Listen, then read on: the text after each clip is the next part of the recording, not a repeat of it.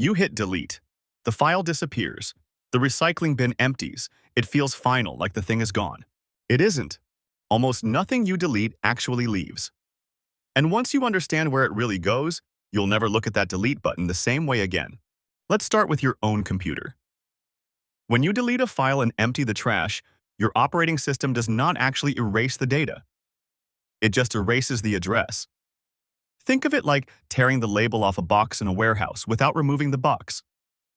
The data is still sitting there on the drive, fully intact, until something else eventually happens to get stored in that same physical spot.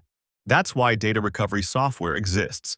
People delete something by accident, panic, run a recovery tool, and get it back.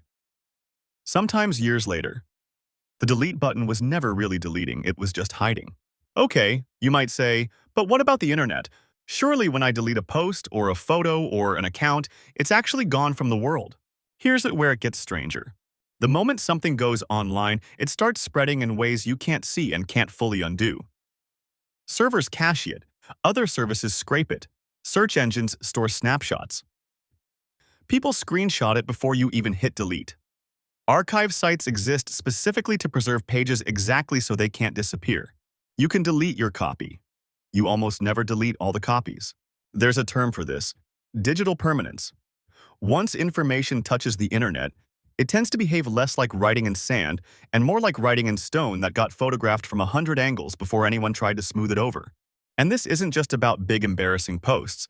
It's the small stuff too. Deleted messages, deleted search history, deleted location data. Companies are legally required to retain huge amounts of it for security, for law enforcement requests, for their own internal logs, often for years, sometimes indefinitely, completely invisible to you.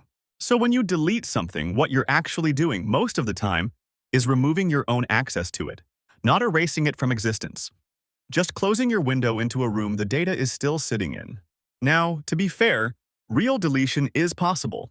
It's just harder than most people think. Overwriting a hard drive multiple times with random data can genuinely destroy the original information beyond recovery. Physically shredding a drive works.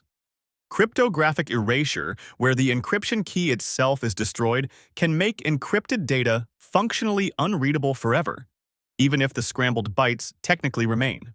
So true deletion exists, but it takes deliberate technical effort. It is not what happens when you tap a trash can icon, which brings up a strange parallel to something we've talked about before on this channel. Remember the idea that you're not really replaced every 7 years, that your body is this patchwork of old and new, some parts ancient, some parts freshly made? Your data is doing something eerily similar. The version of you that existed online 5 years ago hasn't been replaced or erased. It's still out there somewhere, an old plank from a ship you thought you'd fully rebuilt. You are leaving fossils, constantly.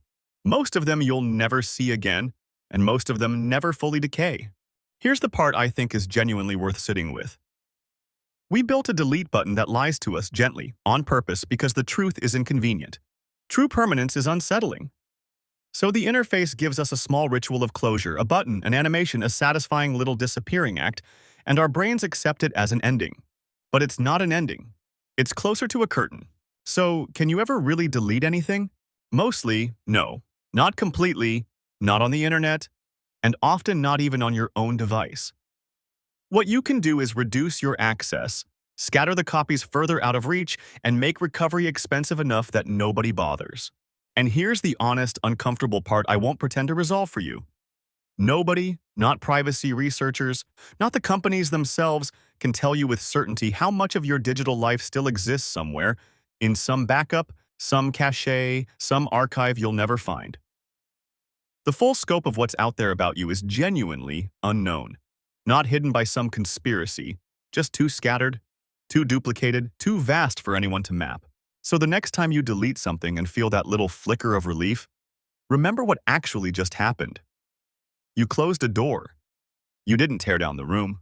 If that changes how you think about hitting send or post or delete, sit with it for a second before you scroll again. That pause might be the only real control you have left.